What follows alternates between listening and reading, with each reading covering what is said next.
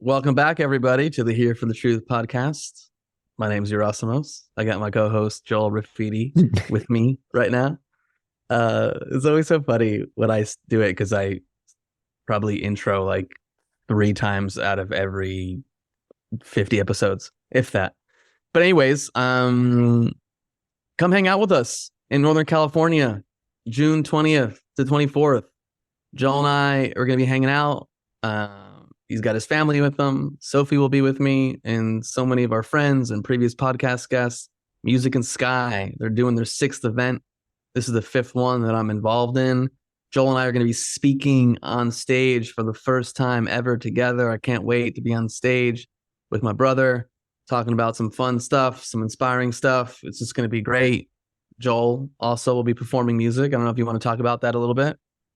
Yeah, definitely. I got a new album coming out, hopefully June before Music and Sky. But, in my view, like this really is the pinnacle of my, creative process in terms of where I currently am, and something I'm super excited about. This was a part of me that, has been on the side and is starting to come more so into the fray. And I'm, really, really pumped about sharing new music and rocking the mic. Yeah. I'm really looking forward to it. It's an amazing event. Like, if you haven't been to it, it's incredible. This one's going to be, I think, more different. It's family friendly. It's in Northern California, in Mendocino, California. There's like a river running through the campground where you can just like bring your little tubes or floaties and hang out. There's going to be amazing speakers. There's going to be opportunities for people to sign up if they want to sing a song, say a poem, say something inspiring. It's going to be very community oriented also, and just like an opportunity to just tune out a little bit and come into the natural world and hang out and be connected with people that share your values, to be inspired and nourished on so many levels. I absolutely love these events. I love them. And I really believe like this summer, this event's going to be incredible. So I can't wait. If you want to come, we have the link in the show notes. You'll get 10% off. And yeah, we hope to see you there. Yeah, absolutely. Guys, episode 3, we invited our first ever guest onto this podcast after the 2 incredible solo episodes by Yerasimos and myself. That guest's name was Jaguar Heart. And today he returns for his 3rd episode with us, a little over 3 years down the road now. And here we have just an incredible conversation, catching up in the time in between, talking about all things life, how our psyches have evolved through this process, new realizations, insights, what our relationship and thoughts on God are at this point in time. We really get into the debate between, religion, psychology, and New Ageism. And we just have a really, really awesome, fun, powerful conversation. So I really, really, really hope you guys enjoy it. I think you're going to get lots and lots of value out of it. Enjoy this one. You are now listening to the Here for the Truth podcast, hosted by Joel Rafidi and Yerasimos. The return, the first ever guest of Here for the Truth podcast, episode 3, Jaguar Heart. Here he is, nearly 4 years later, his 3rd appearance. For those listening, you're not going to be able to see this, but I want to share something right now. You have to go to the website to watch this, guys. But what do you reckon? What do you reckon? Hey. Look at that! Holy Can't even crap. see my face, man. Look at those young bucks right there. Who knew what the future would hold for those 3? Man, Look at the logo, bro. Look at our first logo. Look at Good to see it hasn't gotten any more tame. No, it's good. I like the beard. It's just, I just look at this, man, and I think like the world is your oyster. Like the future is so full of potential, so pregnant with possibility. Who knows what can unfold in your journey at any point in time when you begin an adventure, when you start something, like how oblivious would I have been, Yerasimos, back then as to what could possibly unfold. But it's a beautiful thing, man. I think it's a beautiful thing. Yeah, it's so interesting because we're in the public sphere to go back and then start to see like I look at that and where I look at what I was going through then. I think that was 3 years ago now, maybe even more. Yeah. Where I've like gone on a journey, like I was teaching a mentorship last year and then I was reteaching it this year and I'm like, man, like this is amateur hour compared to where I've come in 1 year, let alone like 3 or 4 years ago, man. And it's funny because you kind of think that when you're there in that spot that you're there and then you look back and you go, oh, wow, I really didn't know shit. Yeah, no, I agree, man. I mean, even just looking at that picture, I think about like, where we were in our lives, where I was in my life. And yeah, it's just wild to think about, man, and time regarding time and our personal growth as human beings, as men too, as we go through this process and we evolve and we grow and we face new challenges. And what does that mean? So I can't believe it's been almost 3 years since that episode. Like, it feels longer to me personally. Yeah. Well, so much has changed too. And even just thinking about what was the climate in the world too. Like I felt like I was a little bit more into world events back then than I am now. And how I communicated about things going on in the world, where now I don't care as much about the things that are happening externally. I mean, to a certain degree, of course, I'm not just sticking my head in the sand, but there's just more of a focus on me and my wife and what Joel and I are building and what I'm creating in my life and how I can become a better man and on multiple fronts. So yeah, that's really interesting to reflect on also. Yeah, I agree with that too. Someone asked me a couple of months ago, they said, why aren't you talking about what's going on in the world? I said, well, I do, but I just don't need to talk about everything. And I think all three of us are in a very similar energy. We connected through this resistance to what was going on in the world. This like, we got to speak up and we got to expose these people. We're going to it's all very there's this force, like almost life destroying energy behind it, which forms the nature of decay. And it's like, we got to do this. And it's like I use the example where if you get your fingers and push against someone's shoulders, the harder you push, the more they're going to resist. So when you're pushing against that force, you kind of start to feed that and then you become the very thing that you're trying to fight. And so like you said, Yerasimos, like I've stepped out of all of that, pretty much completely now. And I just focus on how do I be the best person? How do I show up authentically? And how do I impact the world? Because being in that energy, and one of the big energies that I was up against was the feminist movement.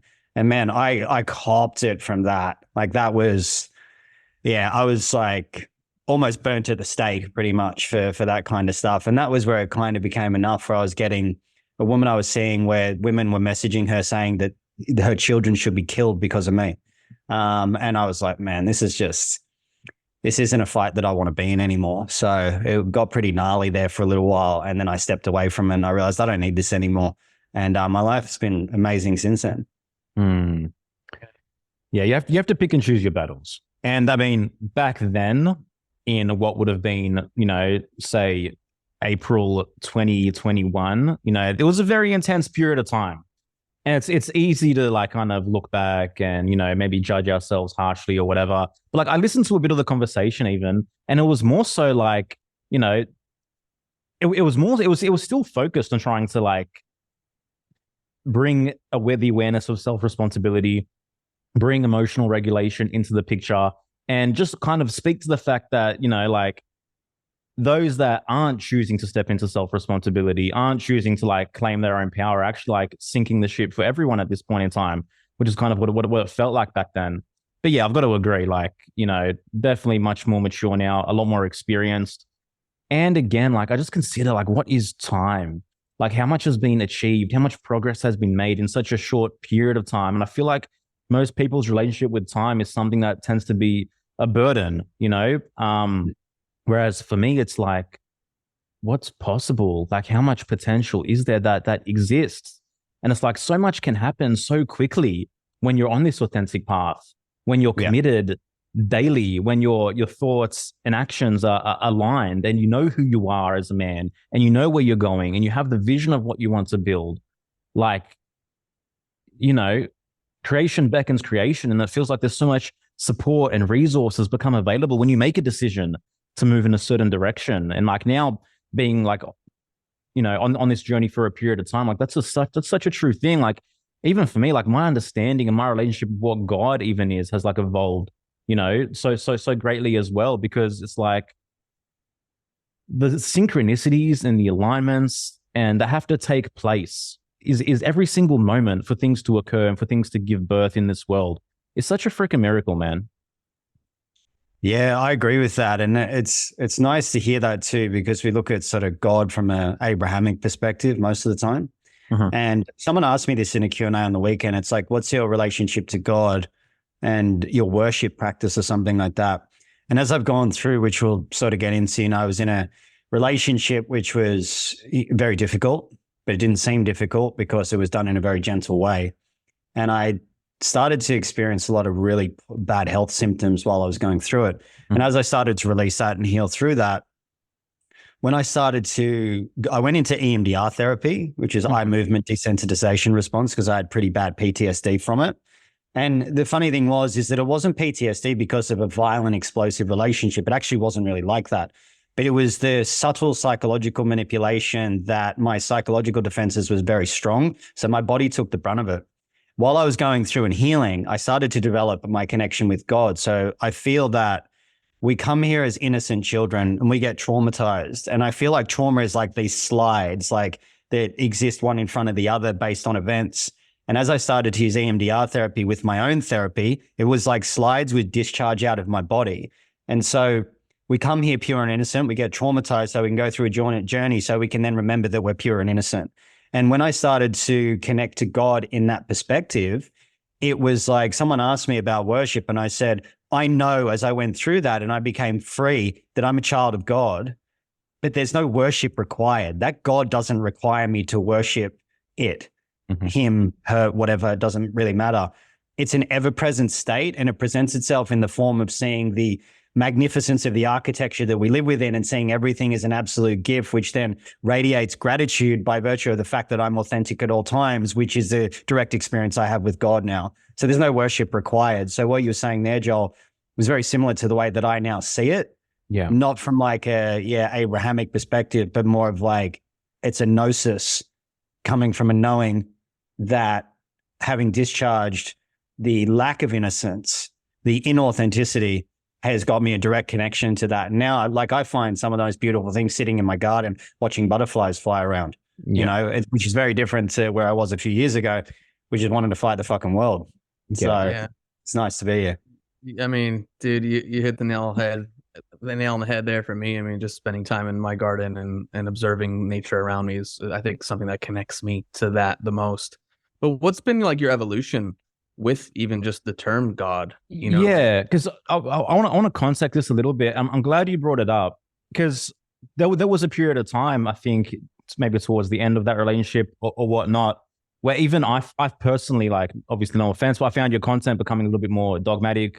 I felt it becoming like more focused on Abrahamic notions of, how to live, how best to respond to life and deal with life, etc.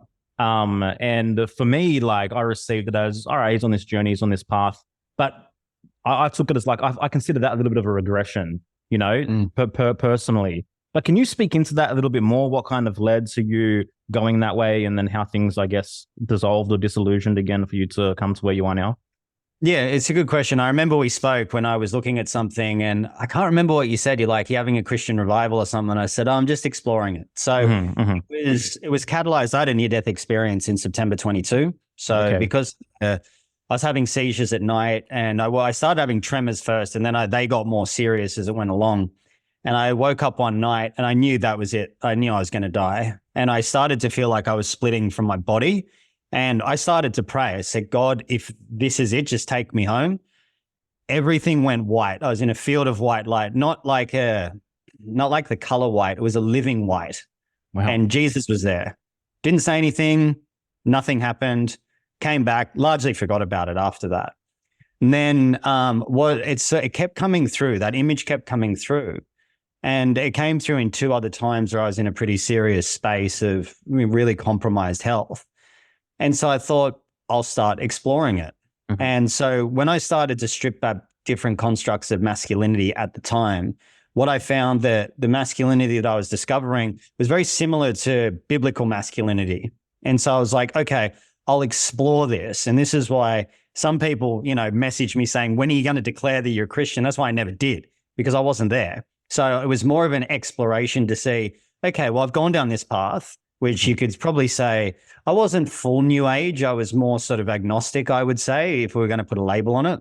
And then I thought, okay, well, I'll go this way because we see there's an attack on the patriarchy, the family. There's things in that belief system which is under attack at the moment in society, looking at it from an objective perspective. Yeah. So I decided to explore it. And then as I started to explore it, there was a part of me that was resonating with it, but also a big part that wasn't. And that's why I never really declared to it. So I think prayer, God, they're terms that are used in that space, which can easily be conflated as me going down that path. And I was like, okay, I'll take a step forward. I still believe the family is the cornerstone of a healthy society. But I think that must be coupled with deep inner work in order to resolve traumatic events from childhood. Whereas I think a lot of people in that space sort of see that as this obsessively narcissistic pursuit of self, which I don't agree with at all. And I think, I've seen in those spaces, they say, they just don't have time to look at it. It's like, well, you can sweep something under the rug if you want, but that's just going to fester and life will come for you. Life will make you deal with it. Whether it doesn't matter your belief system, life will come for you and it will make you deal with it. Mm-hmm. And so as I went through this relationship, it started to build up in the body. And I saw she went to Christianity, but there was something about this. And I said to her, I go, I said, you've changed belief systems a number of times already. And anyone that knee jerks into it, I find that a red flag because it means their beliefs are willing to be compromised very easily. So their beliefs are very malleable, which means their sense of self is very malleable, which for most of the time, it means they're willing to sell out very easily. So there's a lack of integrity. So I say, there's a quote, there's none so pious as the newly converted. And so this is why I never declared. I said, I'm going to discover this for a year and I'll see what comes up. And then at about that sort of 6 to 9 months mark, I was like, yeah, no, this isn't for me. It's just there's something that wasn't right about it for me. So as I started to discharge more of the trauma in the body through the relationship that happened, I was having more and more profound spiritual experience, full on visionary, eye-opening experiences where I was told, I actually saw my ex hitting me in the heart with an ice pick, hacking away at my heart. And God, it was a direct transmission from God, said, I sent you an angel disguised as a demon so you could learn what unconditional love is because she broke all the walls down around my heart.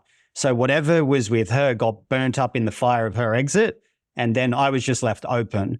And when I was left open, I was like, now I can see it. And then I did another EMDR session where I was sitting at a table with my family and they said, we had to confine you like a caged animal so you could learn to break free so then you could free other people in the world. And I was just in tears of gratitude for this, because that's where from that moment on, I could see this world somewhat inverted, but the inversion got inverted. And then I could see the gift in everything. From every tiny little event now that happens, I can see the gift. And that was what was given to me through these experiences. And no belief system is going to dictate that. You don't need a fucking belief system for the real shit. You don't need it because it's personal. It's direct experience. It's you living your life, and through living your life, through coming so close to death and to scarcity and to all the rest of it, how's things going to work out, and through moving and recognizing your co-creation, you're co-creating with God every single step of the way, and realizing the miracles and the synchronicities and the allies and the friends and the enemies. Now, everything's so interwoven and interconnected for you to rise into the highest expression of yourself. I don't need no fucking external belief system for that. Yeah. I've got the direct experience, motherfuckers. So don't tell me, don't come at me with it. Mm. And it's even psychology is taboo to the dogmatists. Even Carl Jung is taboo to the dogmatists. He's the king of the new age, apparently. Bro. Yeah. I'm like, what are you guys on? You are the most fucking asleep. I don't care what kind of lies you saw through in 2020. If you're a religious dogmatist, you are essentially asleep, in my view. Yeah, I agree. And because we're talking about consciousness. We're talking about becoming more conscious. This is the exact opposite of what that literally means. 100%. I had one guy write to me and he said, I can't remember the exact thing, but he goes, why do all you occultists seem to not believe in the deception and go to Christianity? And I said, well, I can't answer that because I'm not an occultist, but why do you think there's deception in that space? And he goes, well, tell me, like, he said, I can't remember what it was, but I said, the better question is not about the deception in the occult, rather tell me where the deception isn't in Christianity. Mm. And he never wrote back. Surprise, no surprise. Yeah. Dude, like, to me, when I think about religion and Christianity and dogmatism, like, this is the mother psyop, because what this is at its core is it is making you feel guilty for the fact that you live. It is put you in an antagonistic relationship with reality from the get-go. It is, I'm living my life as this person who's riddled full of sin, having to spend my life to atone for a guilt that I can't even prove I created in the very first place. And so there's to build a king. Yeah, sorry, go on. I was going to say to build a kingdom in the afterlife. That's right. So everything that I do, every action I make now, it's for some unknowable afterlife. It's for something else. And hence I've tarnished and I've pulled this reality and this experience down a rung. So I've removed the sacredness from the very thing I'm trying to make sacred from the very beginning. Yeah. Like, one of the big things I have an issue with is you're a born sinner. Like, look into a child's eyes. Like, I'm sorry, but no, I don't agree with that at all. Like, I just don't agree with it. It's like, it's rubbish. Yeah. But I agree with you. Everything you said there, you know, it's like, if you look at the fanaticism of a lot of people, like, the most wars that have ever been started are based on religion. That, you know, my God is more superior to your God. Like, this is an ineffable, intangible experience. Like, you can't prove it, so to speak, with that sort of belief system. Whereas, like, I wrote last night, the difference between destiny and fate. And all you have to look at is your history, where how many things have happened for you to arrive in the exact place right now. Everything in history, which means there's a meaning to everything. There's a reason to it. There's a purpose for it, which is this kind of, from the Matrix, inevitability. Right? It's inevitable. Like, you will be linked with the people that you're supposed to meet, and there's a divine hand that is guiding all of it. And you can't argue with that because your history dictates it. So there's 100% evidence for it, rather than this sort of blind faith and optimism of, you know, one of the things I saw in the Bible as well is a lot of these prophets, they would just having dreams. They're just dreaming. They're just people. Yeah. Like, how are they different? Like, if I didn't see it, I need to see something for me to believe it. If I don't see it, I kind of largely take it as it didn't happen. Yeah. Yeah, man. So that's kind of where I sit with that. And, you know, I kind of went through it because it seemed to be the flavor at the time. And when I look at something, I look at something objectively. So it's the same way that I looked at the feminist movement or different movements. I don't want things to be true. I don't go into things saying, I need it to be this way. I'm happy to be completely wrong. It's like, you know, when I was getting death threats about the feminist movement, most people don't know that it was started in the 1920s at the Frankfurt School. You know, people go, it's the suffrage movement before that. And yeah, that's a protest and like a demand or whatever. But it was crystallized in the Frankfurt School as an extension of neo-Marxism. Like, it's right there. Like, you can go and do it. And they had a deliberate agenda to do it. And when people are uncomfortable with this, they clamp onto their belief and they will fight for the very thing that keeps them trapped. And when you talk against that, whether it's Christianity, whether it's Islam, whether it's whatever, it's met with religious fervor that completely contradicts the very belief system that they say that they live by. Yeah, dude. It's met with the most unconscious behavior and responses imaginable from the very people who think they're becoming more conscious. Correct. Yeah. I do believe, you know, from like a patriarchal model, I do believe that men are the ones that are supposed to lead. We think differently than women. You know, we think vertically, so we can focus on a single problem at once. We're task focused. Women think more horizontally, so they have more difficulty weighting problems from most important to least important. Whereas I'm very much like, give me the more difficult problem, then I'll get rid of that, move to the second, third, fourth, and fifth. So we typically biologically make better leaders because our nervous systems are more dense. So we can focus on things in a more calm and logical way where we're able to analyze the best outcome in a multitude of ways, as opposed to like, you know, a woman's excellent at multitasking. Like, get me to write a text message while I'm talking to someone, I'll start to internally combust. But give me a massive problem to solve that's single focused and I'll do it better than most people. And so I do believe in that, but it's more about like a balance between patriarchy and matriarchy to create synarchy.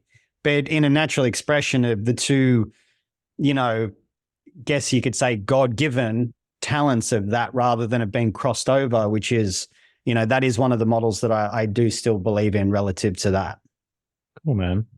Yeah, bro. I appreciate it, man. That marriage needs to take place on all levels, you know, like what you described can be described as the marriage between the left hemisphere and the right hemisphere of the brain, you know, like very detail focused, very oriented to the specific task happening now, you know, and the right brain, more intuitive, more empathetic, more imaginative, more wanting to connect the dots and weave the pictures together. You know, so there's so many ways to describe this. I like the conscious, unconscious aspect, really. Yes. I think for me personally, from what I've seen, the unconscious is where the gold is. Bro, 100%. The unconscious is, you can call that God, in my opinion. That's where the treasure resides. That's where the treasure lives. And that's what you need to welcome to come to the surface. You know, it's not all dark and underworld and cobwebs. Like, that's where you're going to grow. That's where you're going to evolve. 100%. You know, there's even like, go on, mate. That's the occult. It's what's hidden. Oh, the occult, such an evil world. No, that just means what's hidden.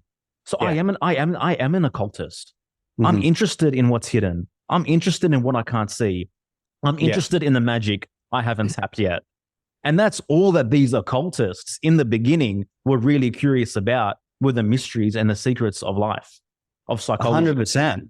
And I love that as well, because it's like, when people talk to me about this, I'm like, if you find something in the unconscious, it goes through a transmutation process to become conscious. What happens is the physics of your body, the biophysics shifts because something that was guiding you and oscillating at a frequency that you couldn't see has now become free. There's an energetic discharge. The world of physics responds with the relative events, the people, the circumstances that are going to show up that represent a new way of being. You cannot disprove that. That's not occultist. That's physics. It's just that occultism and physics, it might be a word that they used back in the day to mean hidden. Physics is just how it works now. But the reason it's hidden is because the masses are never going to be interested in this knowledge. So it's always going to be occult, because it's only the select few who are willing to venture to dig up the secrets and to integrate them and to experience them fully. That's the only reason that they're called occults. 100%. Yeah. Yeah, I know. It's I mean, even that's just a word, right? But it's got this sort of darkness, and you'd want to, like black magic, but you want to avoid it because it seems nefarious. It seems dark. It seems bad. But it's like, man, when I discharge stuff out of the unconscious, my life changes around me. And the more I've done it, the less stays hidden, the more comes into light. It gets transmuted into the golden shadow, as Carl Jung talks about. Mm-hmm. You're free from it. You stop fucking your life up. Yeah. So there's a process which produces an outcome which is beneficial for your state of being. And the more you ignore that, the more you stay inauthentic to who you truly are, I believe. 100%, man. Yerasimos. Go for it. I'm just watching you both do your thing right now. Oh, man. I mean, I feel what you're saying, man. Even going back to what you said earlier, you know, how does a person reframe the events in their life? You know, like find like that the imperfection is the perfection, you know, in that sense, like, and like, as opposed to like, oh, woe is me, I'm staying in a victim state. Why are these things happening to me? I can't believe I dated that person and it went completely horribly. Like, oh, my life's ruined. It's like, no, but these are the things that build you up, that are part of your path, that are yours. And I think that's impacted me over my life, is to really look at these things that have happened that I guess on the surface one would think are, you know, less than ideal, and yet to have deep gratitude for them, because I knew on some level what they were doing to me as a person, as a man, you know. And so I think, but again, it's like, what does a person need to go through to be able to perceive that for themselves without coming from a spiritual bypass standpoint? You know what I mean? Because it's easy to want to just be like, oh yeah, everything's happening for a reason. This is great. It's for my highest purpose, my highest good. But you haven't really dealt with things. You know what I'm saying? Yeah, I like that, because I was talking about that just the other day. Like the statement that everything happens for a reason, there's kind of like this opaque, intangible, unattainable aspect to it. But when you can actually go, all right, so as an example, narcissism is a big one in the pop psychology movement. I actually think narcissists are the greatest gift to the planet. And people are like, what? You don't know my ex? I'm like, no, my mother would be categorized as a malignant narcissist. I could probably diagnose my ex as that, but I don't want to because it's a label, right? So the way that I see it from that is like, what did they come in to show me? So they gaslight me, right? So what does that teach me? Well, the gaslighting is, they try to make you question your reality. Great. Well, the favor that you're doing me is you're making me confirm my reality by validating my experience. Mm-hmm. So then they project onto me. So what does projection teach me? To make sure I don't project onto other people. Then they idealize me. So they build me up. And so it may be a false sense of pride that comes through with that. Okay, cool. It's teaching me humility. And then they start to devalue me. Okay, well, what does that mean? Well, then I'm going to stop devaluing myself to realize my own value that it can't be dictated by you. Then they discard me. So they get rid of me. So why am I discarding myself by being with someone that discards me?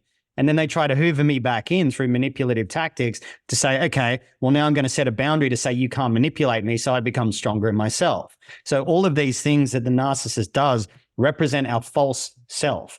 You could even say the egotistical narcissistic aspect that would feed on all of that. So they come in, they expose that, and as you start to heal that leaves with them because they represent the fantasy that you're living in based on the false self, which isn't connected to reality. So I see from a spiritual perspective that what they do is they actually come here to have a psychotic break, to be broken, to reveal the false self in others so it can be burnt up in the fire of alchemical transmutation, taken away because they've agreed at the spiritual level to come in and be so selfless that they're going to break themselves to become selfish so you can learn who you are.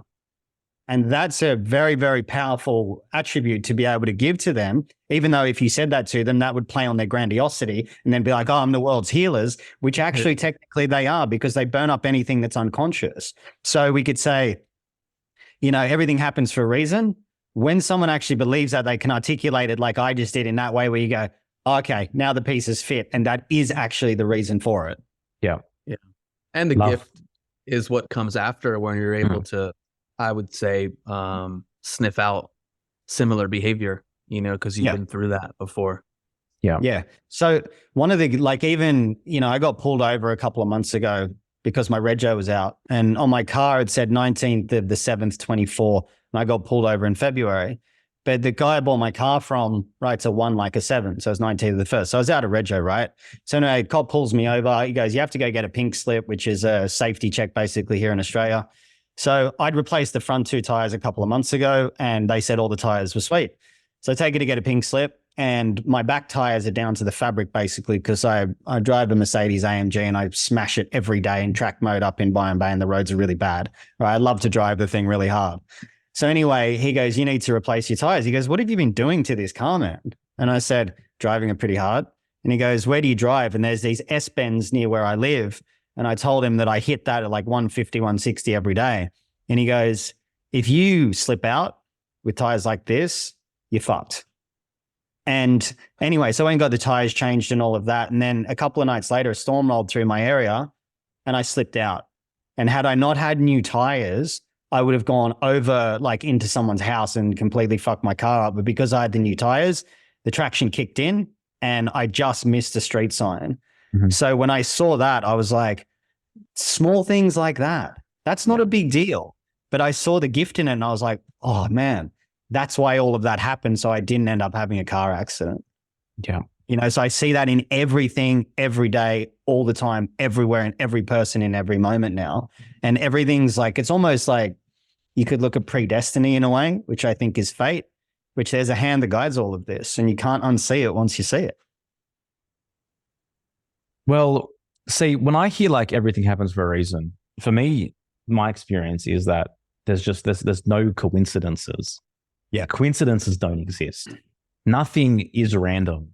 And that is the lie of materialism, is that things are random, that your existence is random, that the creation of the world through the Big Bang is random, And I think when you're able to reattune yourself to nature and to yourself, your psyche, you get to know your unconscious. I think it's in this way that we begin to live moment to moment and look for the gift and look for the miracle in every moment. What is this teaching me? Why is this happening? Why is this person responding that way? Why did this event happen? And then it's like, how can you like shun your existence? Yeah. It's like, it's something indescribable at that point. Totally. talking Yeah. about- Yeah. Go on. You're asking. Sorry. Go on. Well, no, I was just gonna relate to that from a personal standpoint. Like I remember, when was this now? This is about a decade ago when I went through a personal breakup, and it was the first time that I was broken up with. Because I feel like earlier than that, I was the one making the decision or ending relationships, and this was the first time where someone was like, "Yeah, no, this isn't working for me." What an idiot. You know. And but it made me realize like where I wasn't on solid ground. I had just moved to LA. I had left so much comfort back home. I'd left so much in my life back east in New York City, and I realized I was like just seeking connection just so I can feel like grounded or good about myself.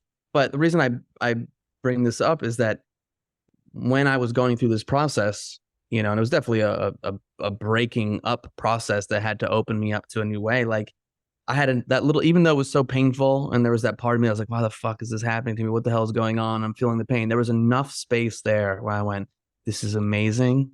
This is perfect. This is exactly what is necessary for me in order to take the next step in my life. And I related to even, my wife now. We've been together 9 years. We've been married over 5 years. And it's like, if I didn't have that experience, I don't think I'd be the man that I am in this partnership, and showing up the way that I show up, because I didn't have that. And so it's like, man, I people have asked me often, like, what's one of like the best experiences of your life? And I say that. I actually give that as the answer. And people are like, are you fucking crazy? It's like, no, it's one of the best things that ever happened to me. That's when you've transmuted it, where it's, someone asked me this in a Q&A on the weekend, if I was friends with my ex. And I said, no, I'm not. But like from like the depths of my bones, I want nothing but so much love for her. And that's not a bypass of like, yay, like she fucking brutalized me. She got me. Her ability to hide stuff was, my ability to see things wasn't matched with her ability to hide things. And she taught me that. And she's not, deep down, she's a beautiful person. And I wish for her nothing more than just the most amazing life and love. And I hope she's with a new guy, and I hope that he just really loves her the way she needs to be loved, because I couldn't do that. Right. That wasn't our role. But she was my greatest gift because she freed me. Like in the Matrix, where Neo dives into Agent Smith and he explodes him and he comes back and he goes, tell him he freed me. And he's not beholden to the rules of the Matrix anymore. That's essentially what she did. It was like, I felt like she went into me and I broke out of it. So I became free. I will remember her till my deathbed as she's the person that freed me. She gave me the opportunity to live a life that I didn't even know existed. And I'm in the public space, like helping people, healing people, doing all of that. But there's levels to it, man. And she helped me crack that level that no one else could. And for that, man, I'll love her, not in a romantic way, but in a soul way for her, that I will always just hold a vision of beauty and love for her, because like she freed me. And that's when you've transcended it. Well said. Man, so Alyssa, like my wife, like we experienced a miscarriage with our third child last November. We discovered this, right? Mm-hmm. And what was healed through that miscarriage, I think, is something that may have potentially ended us later down the road. Mm-hmm. And I'm so much deeper as a person. Alyssa transmuted the most intense fear of death imaginable. She carried this child for 3 months while it was already passed away within her body, despite all the information out there, all the fear mongering around carrying a child after it's already died, to the point where it was still ready to birth naturally into this world. And just the immensity of the gift that we were given by this life that decided that I'm just going to live for 19 weeks and my job is going to be done, and it's going to impact this family and put them on a trajectory that could not be possible if this experience wasn't to be had, and just seeing like who we are and where we are, how deeply connected we are, how much more connected my family is, how much more mature and evolved we become from experiencing this fully together compared to pre that child wanting to come into this world.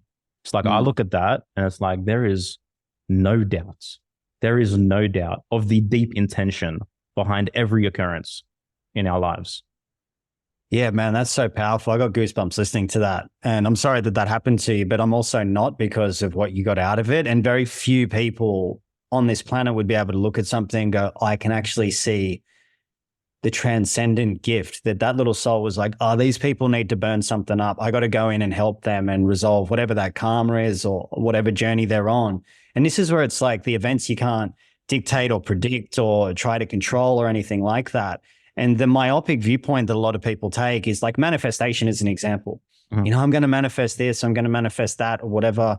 And it's just so, it's so like myopic and bypassy that there's this force that like you don't really have control.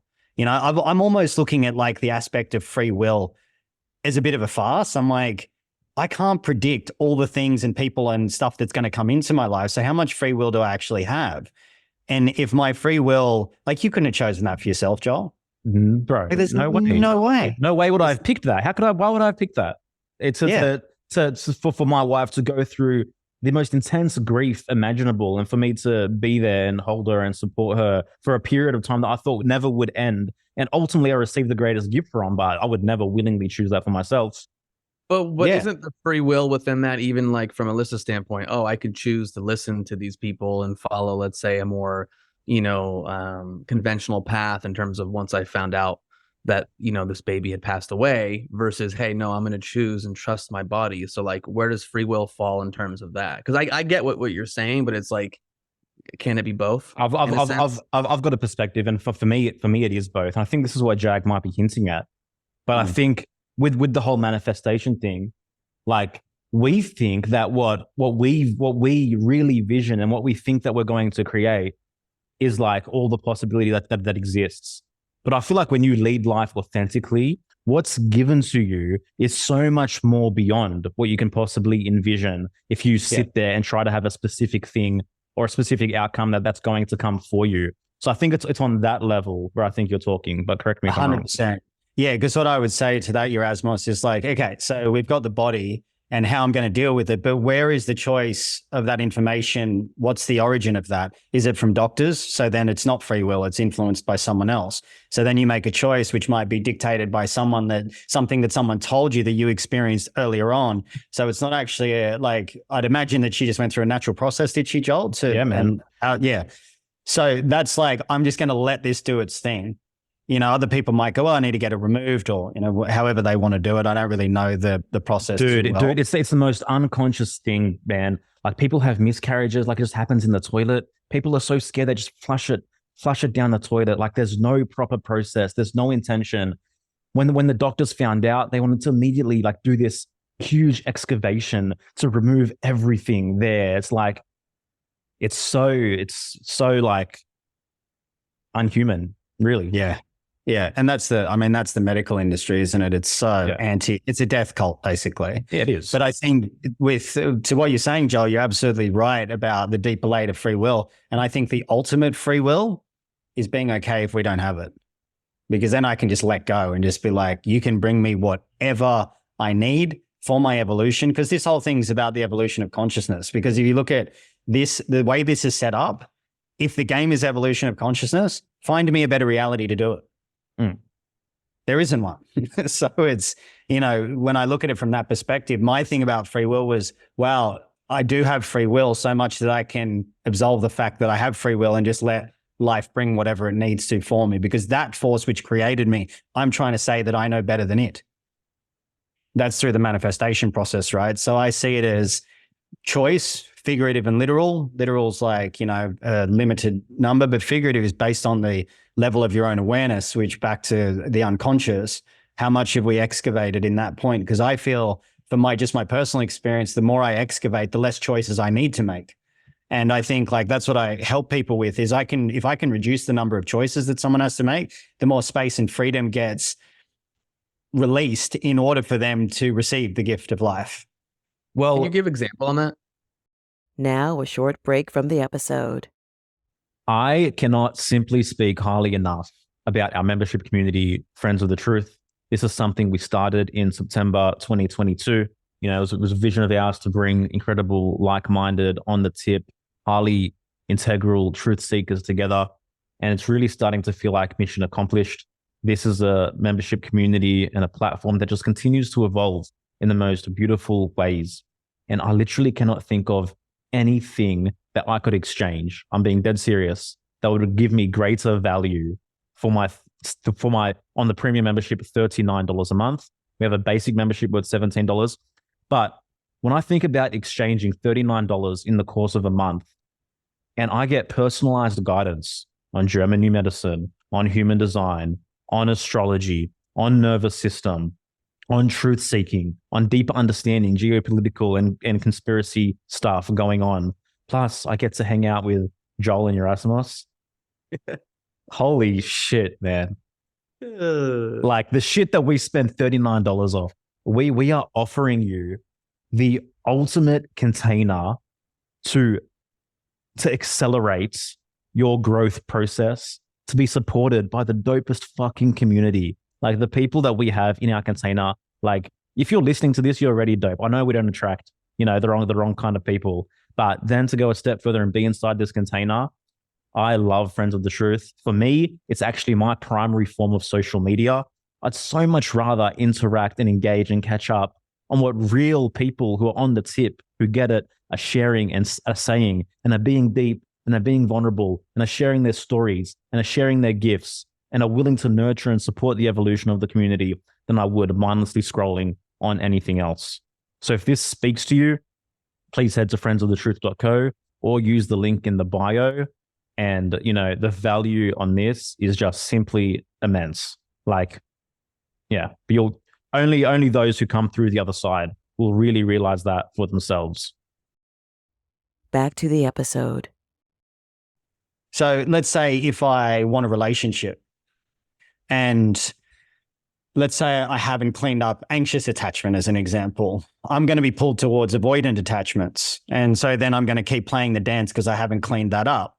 But then once I'm free from all of that and I've undone my childhood trauma, what I would sit there and say, well, I don't even need a relationship because the relationship is with me first and foremost. And then I'm complete, I'm whole, and I'm authentic. And so someone needs to add, but I'm not in any distortion that is going to save me from a point of deficit that I'm trying to bring in to actually release the deficit. And so then I just let life bring me whoever I need to encounter. And then I can appreciate that rather than try to go for the same person, the same woman, the same construct, the same situation to resolve it. Yeah. So then I don't need to choose that. So to me, what you're talking about is simply hermeticism, right? It's as within, so without.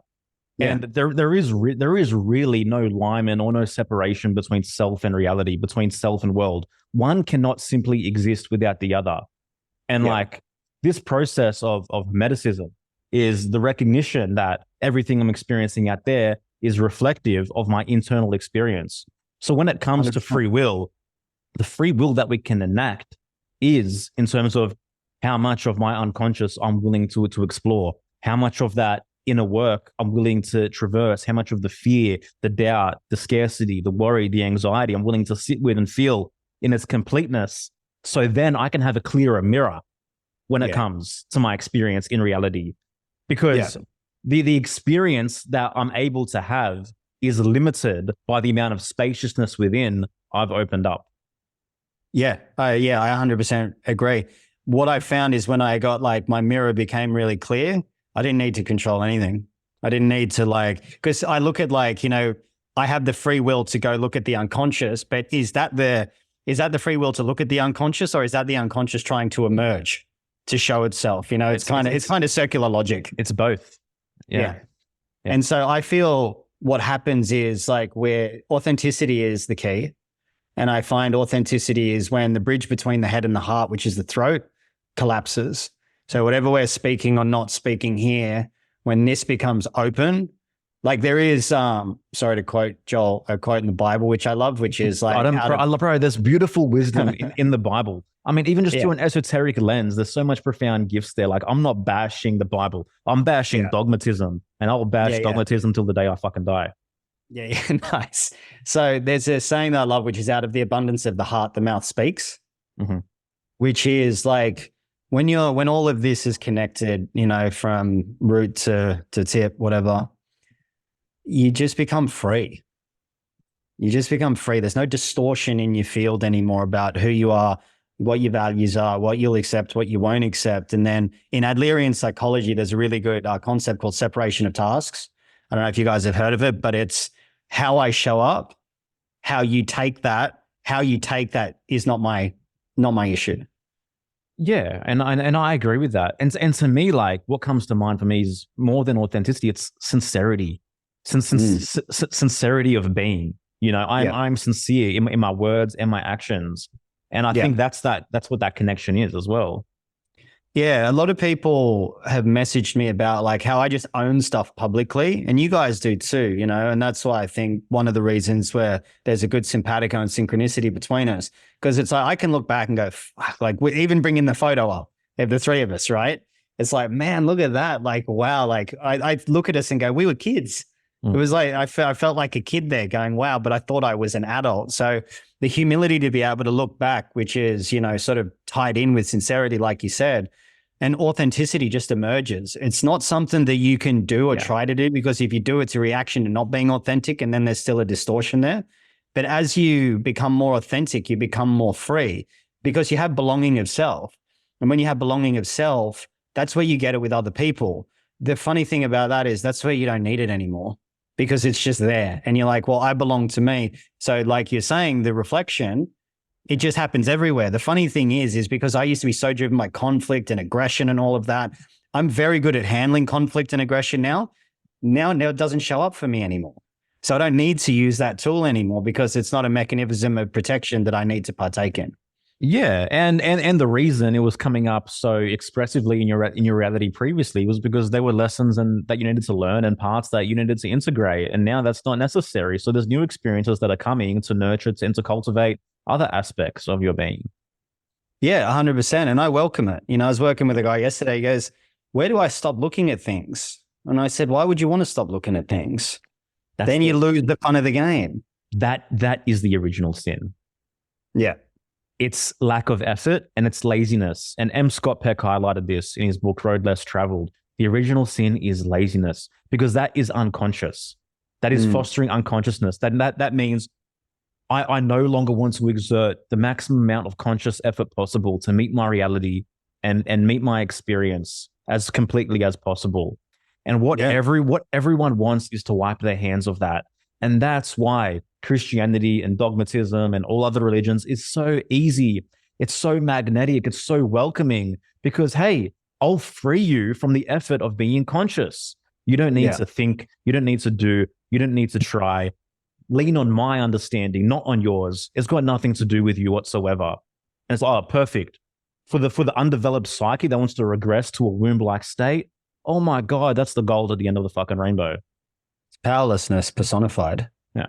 You know, it's like, you know, my ex, and I'm not giving her a bad rap. Like she's perfect. She's great. But, you know, there was a lot of bad shit that went on in that relationship. And then when she came to Jesus, conveniently, that was all absolved. You know, she's like, well, you know, I've been forgiven of my sins. I'm like, it's not up for me to forgive you, but that doesn't mean that I need to journey with you. Right. And she's like, oh, well, you know, she actually said to me, she goes, your unforgiveness is making you sick. I said, that's a convenient gaslight. You know, bro, I think you could also have a part of you that thinks a person's batshit crazy and also perfect. Like, you know, I feel like we have different aspects to us, you know? What is the difference between I've been absolved of my sins, no one needs to consider it, and Eckhart Tolle coming now saying, you just need to drop the past. You just need to drop the ego. There's nothing to worry about, right? Yeah. It's the same dynamic playing out through different contexts. Yeah, it's like same meaning, different words. Yeah, I'm sorry for my horrible Eckhart Tolle impersonation. You had me convinced there for a second, mate. I closed my eyes. I don't even know if I maybe I've heard him talk a few times. I was just never drawn to him. So no, neither was I. I've spent countless hours listening to those audiobooks in 2016, 2017. Yeah. But again, part of my path. You know, you call in the reality that's necessary for you to evolve and for you to grow. And the key is just don't get stuck. Don't get stuck thinking you have the answers. Don't get stuck thinking you have everything figured out. Don't get stuck thinking there's a single model for reality, for being. It's like you're the traveler, you're the adventurer, you're the one constantly traversing. It's just you and your experience. And ultimately, you are the person that's going to decide what works, what doesn't work, how reality operates, etc. And the moment that you decide that someone knows better than me, or some system or some model or some book or some guru has answers that I don't, then that's when regression begins. And that's when you can get stuck. That's when stagnancy kicks in. Yeah, and I find a lot of that stuff, they're more like problem, reaction, solution. Yeah. Whereas as you start to become not necessarily more advanced, but less caught in the distortion, it's just like lesson and opportunity and gift rather than, fix the problem. It's like, some people sit with Anthony Robbins and like they go through it. All that stuff is pretty basic to me. But then as you get further down the path, more advanced concepts show up.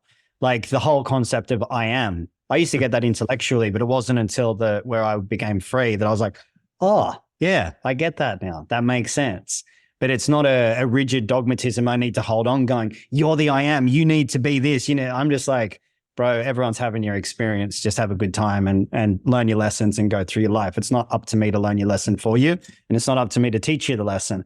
All I'm doing is what I feel is right for me at the moment with what life wants me to be doing.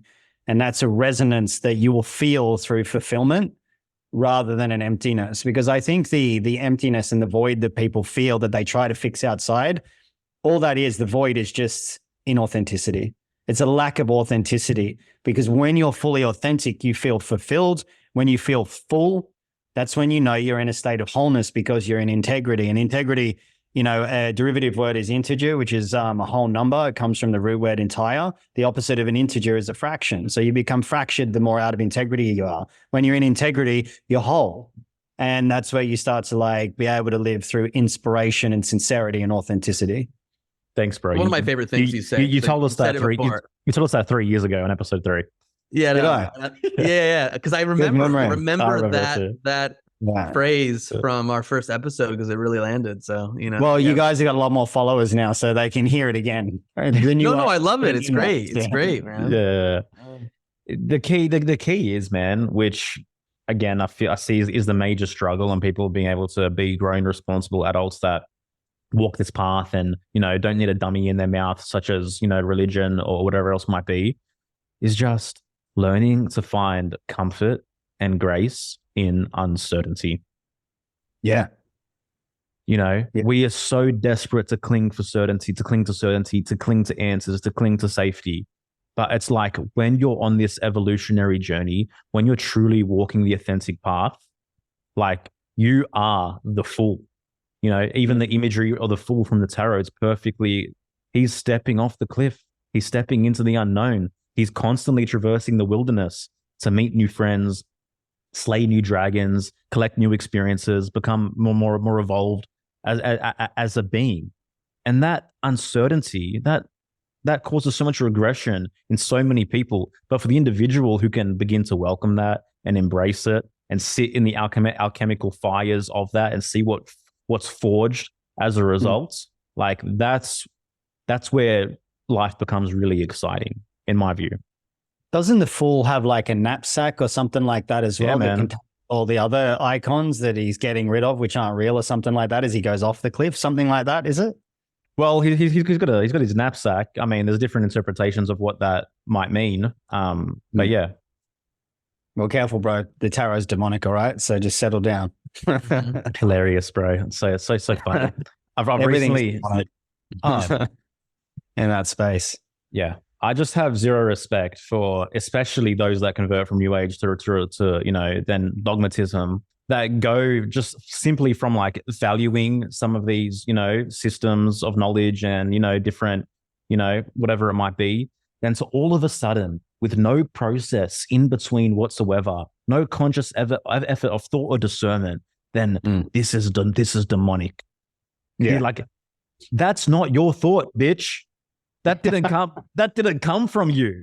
Right? You exerted no conscious effort to make that decision. That is a program. You've just switched a program.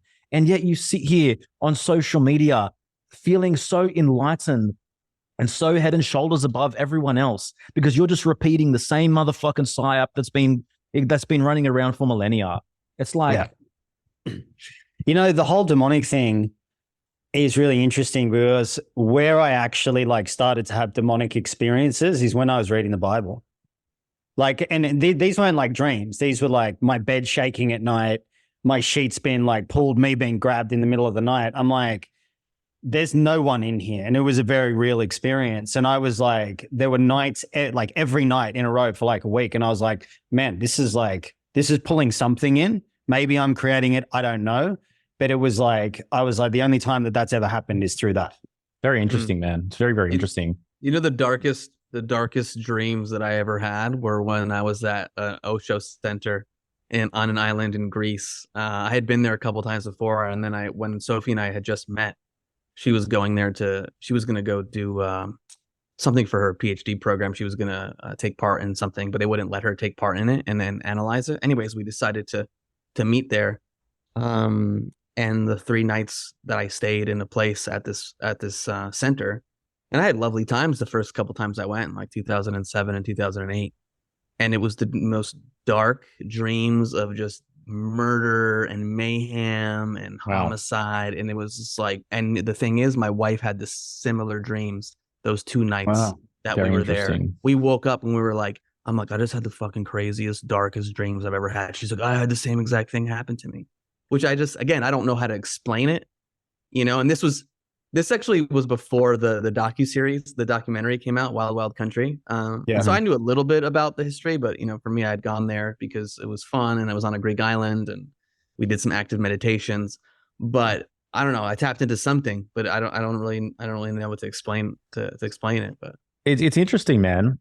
You know, with these kind of like culty kind of things and that connection that takes place. I know you mentioned you're watching that Twin Ray docuseries at the moment. Not Twin Way. It's like escaping twin flames. Escaping twin flames or whatever it is. Like back when that first came out, there was so much circulation on social media of people sharing that they were having crazy, like demonic nightmares, like while they were watching that. It's just weird to think about this connection between, you know, like cult stuff and then people having these dreams. It's weird. Yeah, it's gnarly. Like, I mean, even the word demon, I think, means to split the mind. So it's like demon, I think. I can't remember. I looked at this a while ago.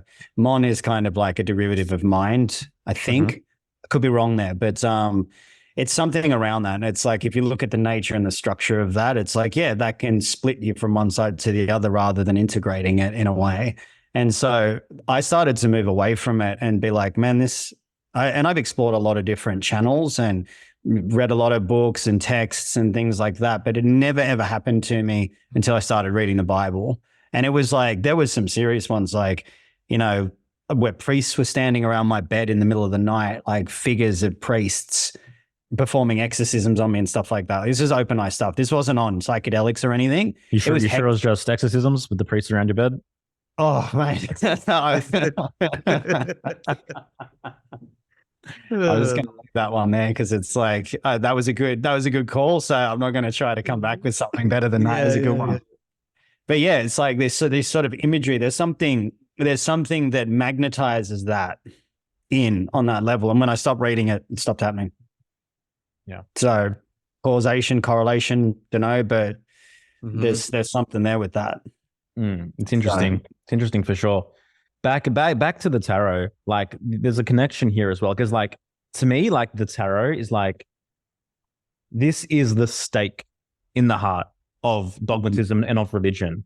Because why the hell do you have "do not behold graven images" before murder in your list of commandments, right? And when you really look into the psychology of our culture, the reason things are so maleficent is because we've excluded artistry, imagery, symbolism. We've pushed it so that we've pushed the right hemisphere to the side. And so we live in this left hemisphere dominated world that is not interested in the bigger picture, is not interested in creativity, in flow, in imagination, etc., etc.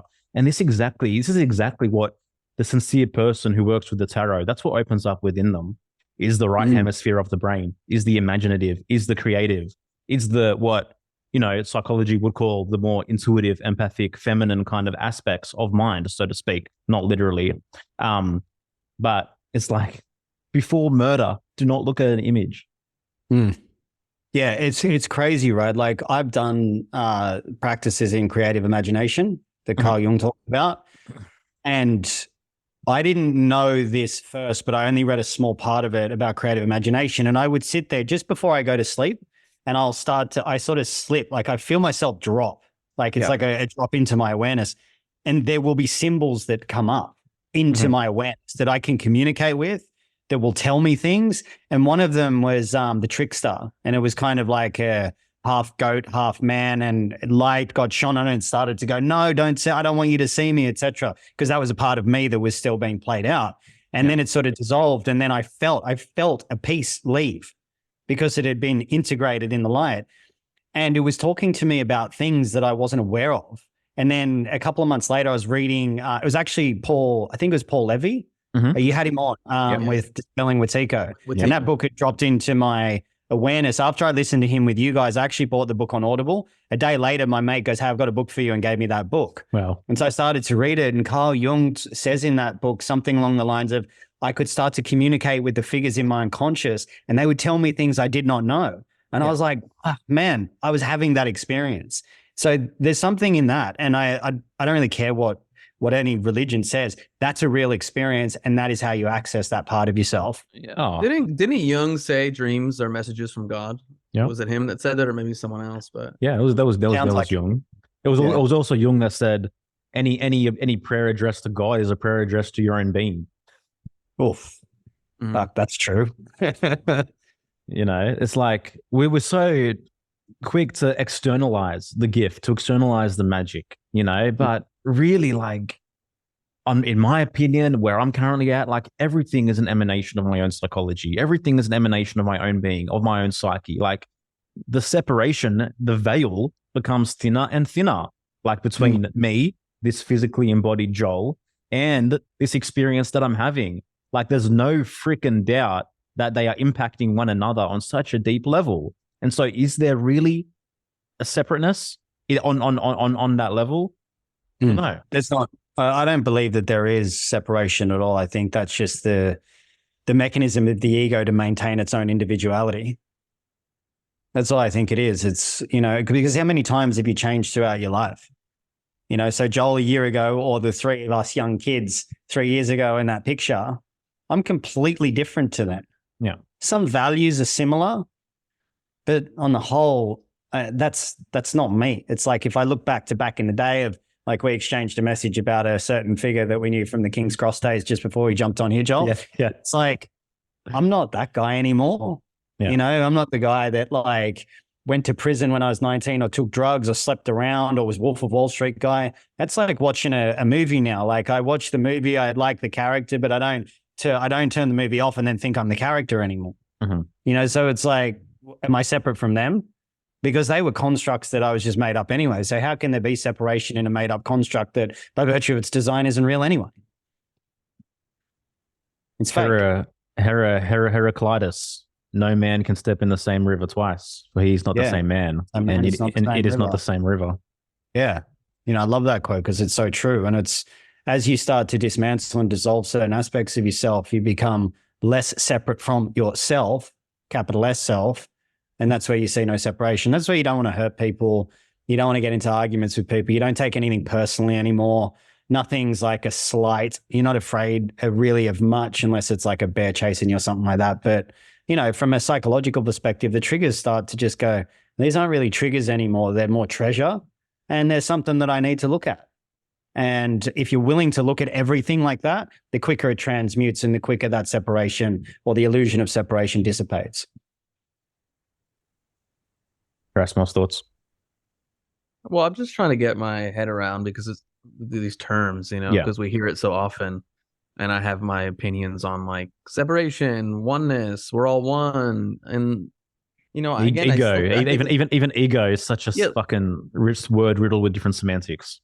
Yeah, and I think that's the thing. It's like we get into this game of semantics where it's just like, on one level, yeah, sure, separation's an illusion, but on another level, it's like, I'm not Joel, he's not me, in a sense. Like, if someone hits him over the head with a baseball bat, like I'm not going to feel that, you know? So like, how do you, I'm not calling I'd hope that you would feel that. I'm not no, but you know what I mean? Like I wouldn't feel the physical sensations that would occur when a bat hits, you know, a head, you know, in that regards. So it's like, you know, on one level we are separate. So I guess maybe we can explore that term more because it's thrown around often. Separation's an illusion, like that phrase is thrown around very often. So I'd love to maybe like unpack that a little bit more if you're down.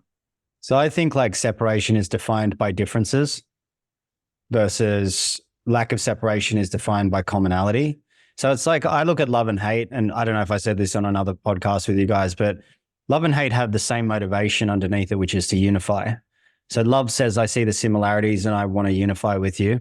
Hate says, you're different to me and I want you to be the same so we can unify. So that's the way I see love and hate. It's two arms, two branches on the same tree. So as we start to dissolve the separation within to the self and we come from a place of authenticity, gratitude, and love, it doesn't mean that I want to be friends with, you know, say a homeless person as an example, but I don't look down upon them as some lesser being. I don't see anyone as separate from a deeper level. Yes, there's the individual through bodies, and separation is only there because we're meant to find connection. Separation exists to find connection, and connection implies that there is no separation. And that's what I think we're looking for. And I find does it though? Because which part? The connection implies there is no separation. Because I think true connection comes when individualism is actually honored.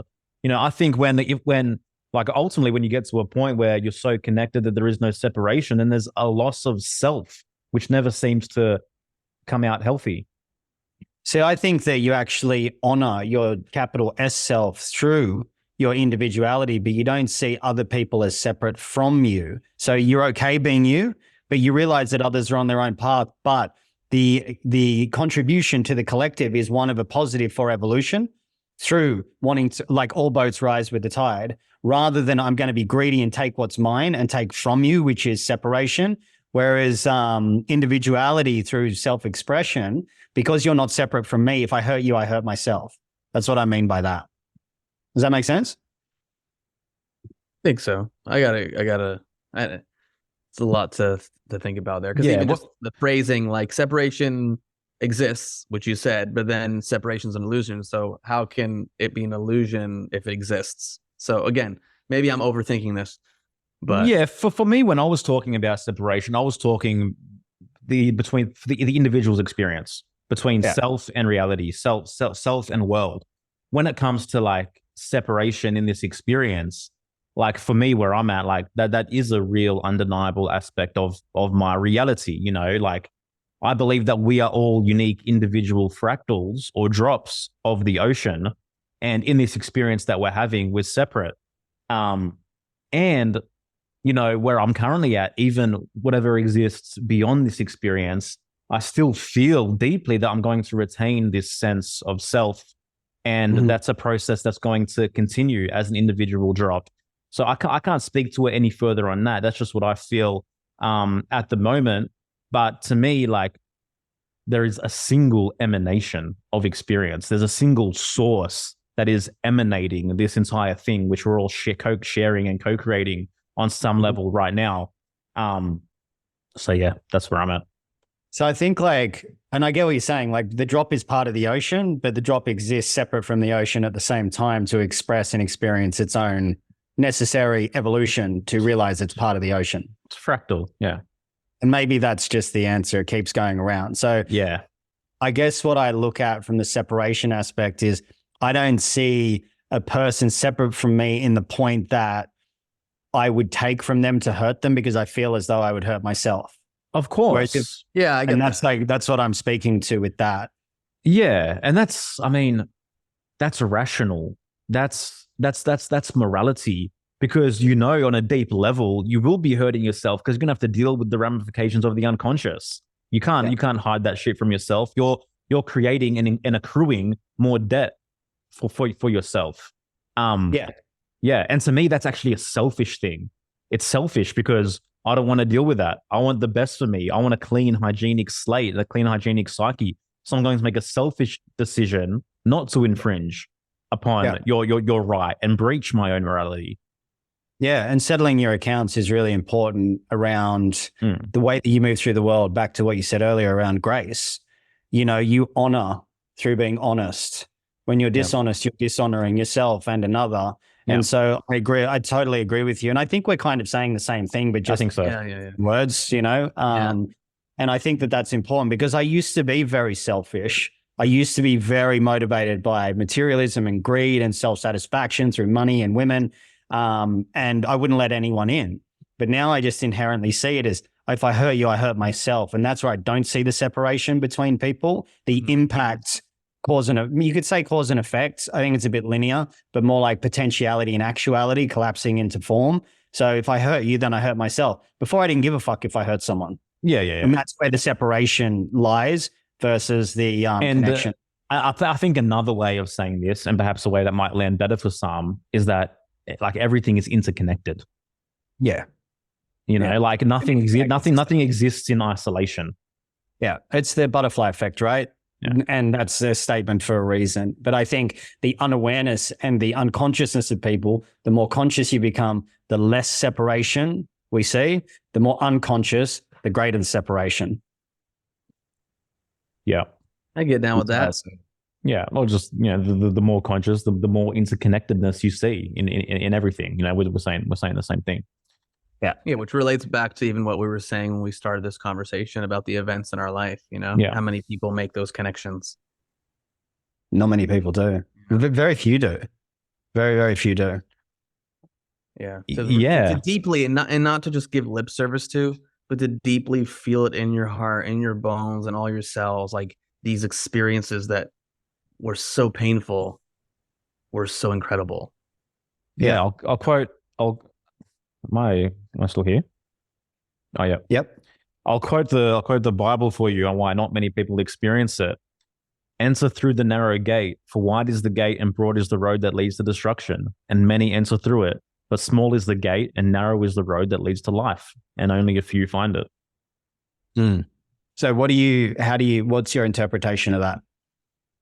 Is that the authentic path, choosing to embody truth, integrity, and to walk the road less traveled, i.e. to walk a self-directed path that leads to one's own understanding, that requires consistent exertion of conscious effort on one's behalf, is a choice that not many are going to take.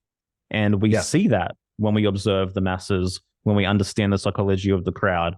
It's like whatever's the easiest, most comforting, whatever gate is most wide open, wherever the majority of people are going must be right. So I'm going to go that way, even though that leads to my own destruction.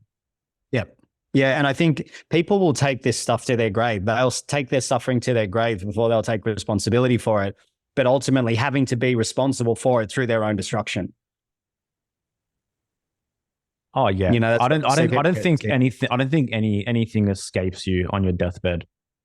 No, definitely not. It's like Melissa that you guys have on, Melissa Sell, like German New Medicine. Mm-hmm. You can see like the conflict shocks that are within people. And when they let go of the conflict or the aberration happens. When the stone drops from their soul in G&M language. Yep. Yeah. When you let go of things, I was a perfect example of that. I was literally like, my blood was super thick. You know, I was having seizures at night. The dendrites in my brain were fucking short circuiting. My heart, I was having stabbing heart pains every day. I didn't sleep for 5 months. I went colorblind for 3 weeks. As soon as I dropped the emotional stuff, I was fine. And now I'm stronger and healthier and never been better.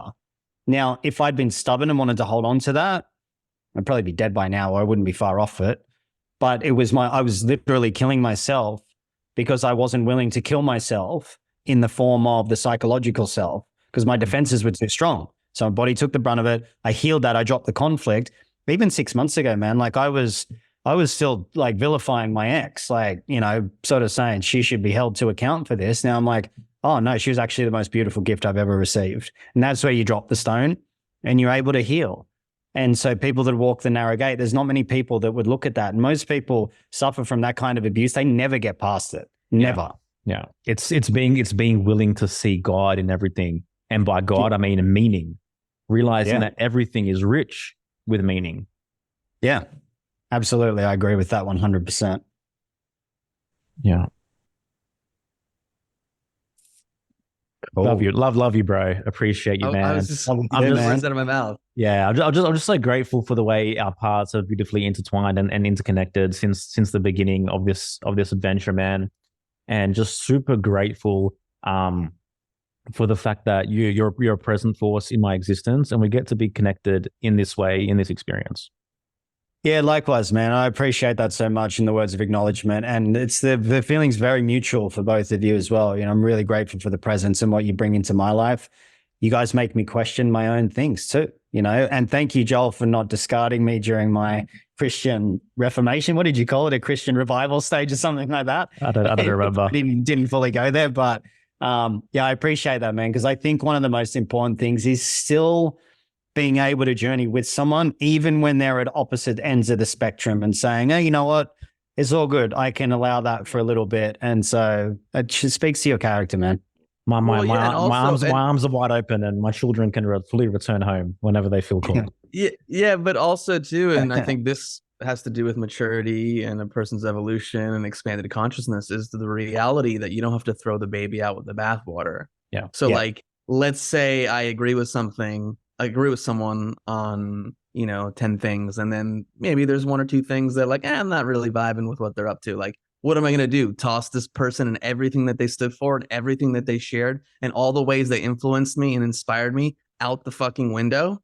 Like, that's silly. That's and ridiculous. Yet this is the dogmatism. This is the Exactly. the need for certainty. This is the aspect of an individual where they're unable to have that expansion, where they can't hold the tension of opposites, where they can't just see like, oh, look, this is interesting. Let me like explore this further for myself. It's because the vulnerability is too deep within an individual, to be like, wait, I agree with them, but I don't agree with them. What does that mean? Like, no, I have to just toss it all out the window. And I just think it's silly. And it's cool for people to, disconnect and go their separate ways for periods of times and have their own journeys, have their own experiences, and then, reconcile and come back together, and everyone become so much more enriched as a result of having honored that. Like, it's cool.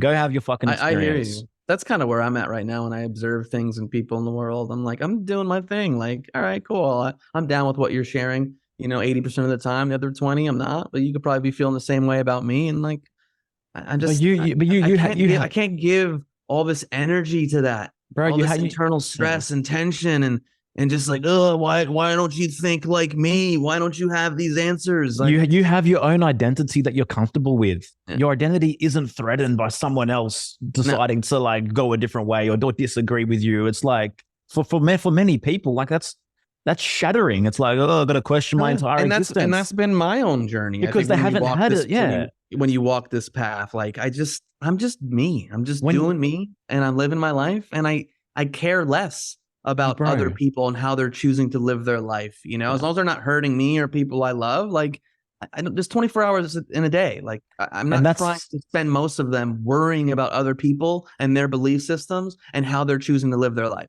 And that's the difference between having an integrated experience as apart from a programmed experience, right? It's like, you're cool with you.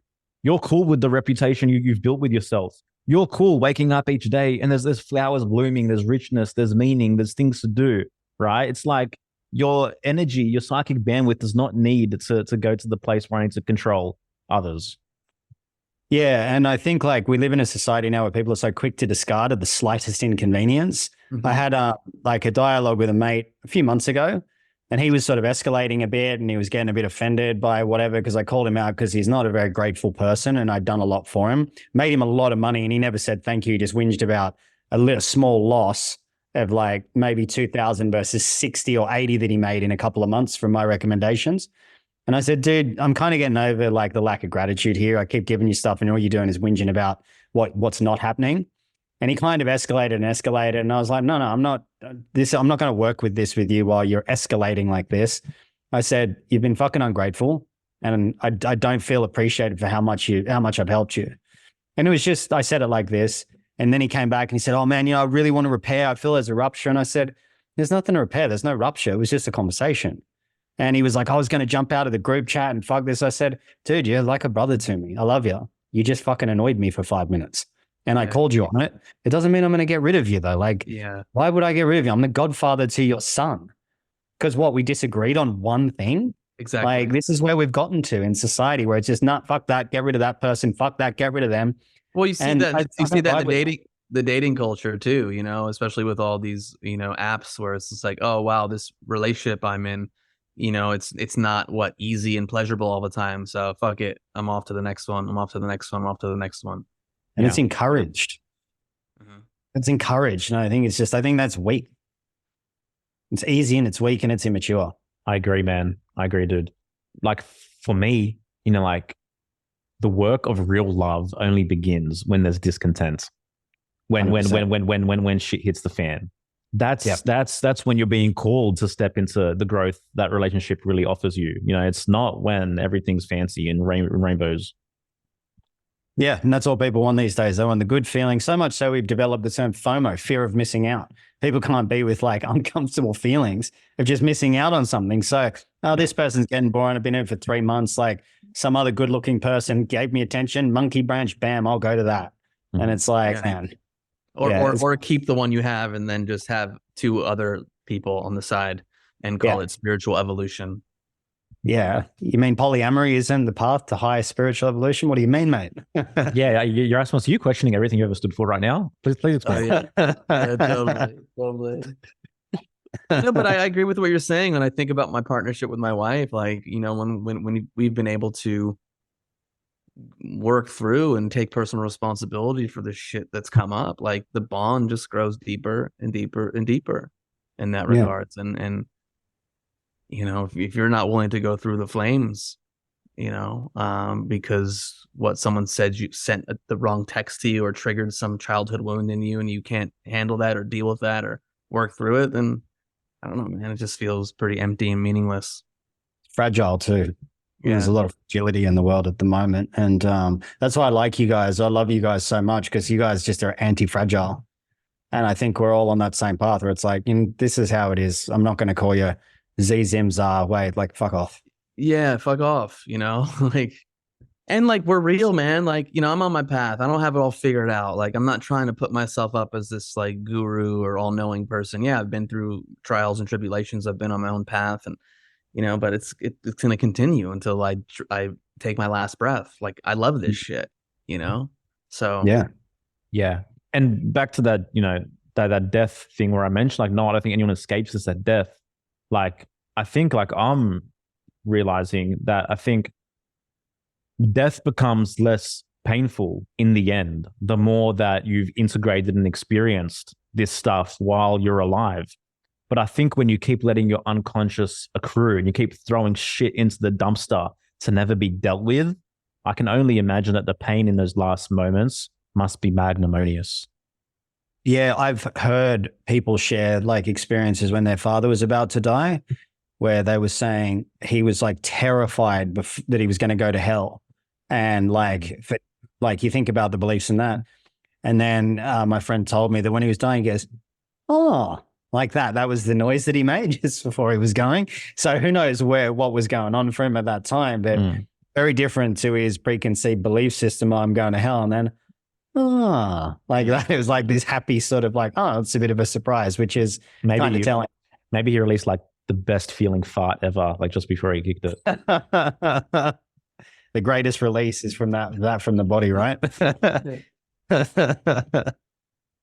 Boys, it's pleasure. It's been so good connecting again with you guys. Oh, dude, this has been a classic Here for the Truth episode. Absolute classic. Yeah, it's been fun, man. It's cool. It was kind of light. Normally we've been like fucking bam, but I think that really speaks to where we're all at, you know, because it's like one thing I really think is that everyone takes this shit so fucking seriously that we forget to like be lighthearted about it and make fun of ourselves. And, you know, everyone's so scared of humiliation, but humor comes from humiliation by virtue of humility. And then we can joke around and go, look at those fucking kids just a couple of years ago on the screen.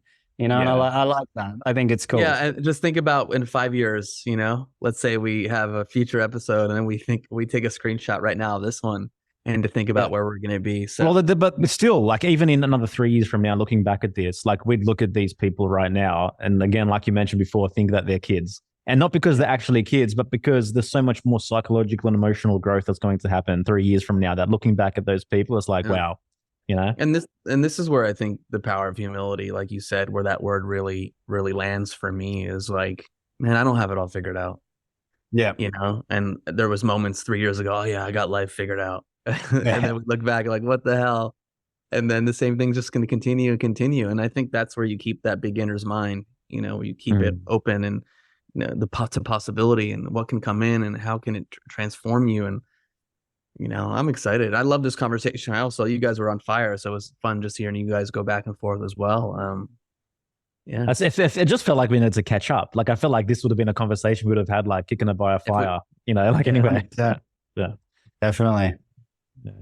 What's like next for you, man? Like, what are you excited about? What are you looking forward to? Obviously, you've been through this big shift in relationship, and obviously you've been working and helping people and supporting people for a long time. Like, what are you excited about?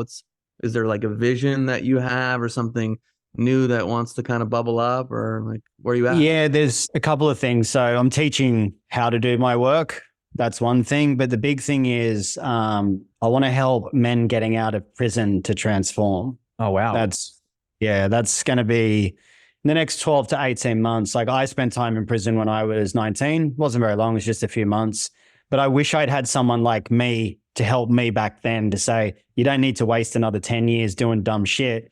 Because I think, like, the men that are in prison, they're a strong type of man and they've encountered very difficult environments. And so if I can help them dissolve the layers of the mind, which I can, then they could go from the typical sort of archetype of the bad boy to a good man. And you see, like, whenever there's a redemption story, it's always bad boy to good man. Mm-hmm. You know, there's always the man that finds the redemption. So I'd like to be able to help men that are getting out of prison to find that path for them, to help them heal their childhood, so then they can find their authenticity in the world. Because I really feel like guys like that are the ones that are going to change society for a large part, because that's true redemption. And so I'm kind of formulating that at the moment to see how that's going to work. But it speaks to me because my father was in prison, I was in prison, and, you know, they won't take notice of someone that hasn't been through it. And I'm a perfect example of what you can achieve if you go down the path and are like, I'm prepared to commit to myself. I could just help them do it in a much shorter time than it took me, which was 20 odd years. So that's they're kind of the two things that I'm looking at the moment. It's so interesting, man. Like when you said that, like, you just get this intuitive like sense. Like, I consider like the archetypes of Jag, and that just seems like a perfect fit for like what you do and what seems to be on the horizon. Like, it just seems like you're the perfect person to go and do that. Yeah. Thanks, man. Yeah. Yeah, so would that be something like that's like an in-person thing? Are you planning to like coordinate directly with prisons, or what's the mechanics of that? I don't you got know to get yet. out. Yeah. Yeah, I don't know yet. I'm just going to let that land. You know, so many times I've like, this is how it needs to look. What I'm doing at the moment is just fostering the internal energy to put the intention out there. Yeah. And, you know, I just like met a woman that is like, oh, you know, like, I'm going to start helping men in prison like 2 days ago. And I'm like, she only followed me 2 days ago as well. And I'm like, have you been following me? Because I kind of spoke about this a few weeks ago. She goes, no, just 2 days ago. So the pieces on the board are starting to come together. Yeah. So it'll be, I won't charge for it unless I can get money out of the government to pay me for it, at which point I will, but it'll be a free service that I'm going to do. I've got enough money at the moment, and I've got some investments which should pay out a significant amount over the next little while. So I'm not going to charge to do it. So it's kind of going to be my, you could say, magnum opus, I guess, for contribution to the world, because prisons don't rehabilitate. They just encourage, you know, and I want to help men break free from that so they can be a force for good rather than deal with the trauma which got them in there in the first place. So yeah, we'll see how we go with it, but I feel that that's where I'm headed. Awesome, man. Cool, bro. Do you want to let our people know, bro, best way to connect and, you know, anything you got going on at the moment if they want to reach out? Yeah, Instagram, Pure Jaguar is the best place to find me. I'll be doing some containers coming up. I'll still keep working with people one-on-one. Main thing is going to be teaching my method so I can create more therapists. So then I don't have to do the therapy work. That'll create a bigger impact. And so, yeah, that's what I'll be doing. So if people are interested, hit me up. Epic, man. Thanks once again, bro. Everyone else, thank you for listening. Take care. Thanks, brothers.